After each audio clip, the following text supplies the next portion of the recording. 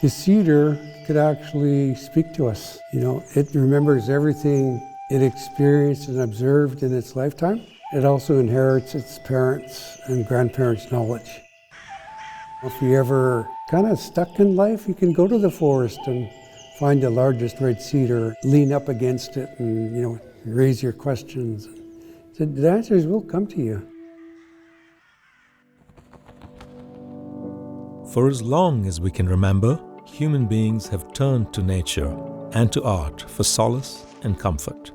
A walk in a silent forest, the embrace of a well-loved song, the presence of a powerful painting. We know these to be things that heal us, that connect us to something larger than ourselves. There's almost no end to the health benefits of time spent in nature, and that extends, in fact, to even looking at images of nature. Studies show that spending time in museums and galleries can lower our stress and cortisol levels. And there's also studies to show that people who engage in the arts once a month or more can prevent risks of depression in older age. Yet, while these healing powers are widely recognized, formal programs connecting art to those who need it most remain limited. Only 20% of our health status in Canada comes from what we do in the healthcare system, and the other 80% depends on all kinds of other factors like our environment. It's important that we look at solutions that also exist outside of traditional healthcare settings to help people find ways to socially connect and form stronger social bonds. Over the years, we've been expanding our commitment to societal well-being. We've launched a series of pilot programs designed to make arts experiences accessible to individuals who stand to benefit the most. We call this the Art of Wellbeing Lab. Given that the Vancouver Art Gallery has been a place of gathering for almost a century, it's very natural for the Vancouver Art Gallery to then transform into this Art of Wellbeing Lab, where people can feel a sense of belonging and also connect with one another and feel accepted and valued. We're delighted to share the Art of Wellbeing Lab's newest initiative.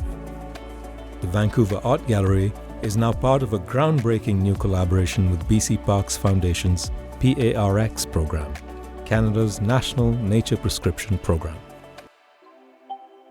This has an incredible potential to improve patient outcomes. And so I think prescribing art, prescribing nature, prescribing those two experiences together can be an amazing way to make sure that we as physicians and healthcare professionals have a lower burden on the healthcare system. When patients are happier, when they're healthier, they visit our offices less.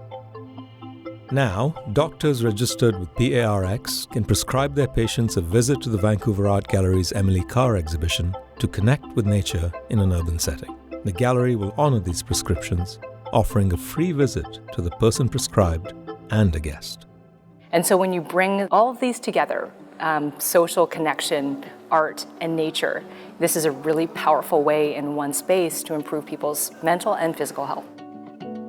Social prescribing programs like this one really remove the attention and focus away from the question of what's the matter with you to what matters to you.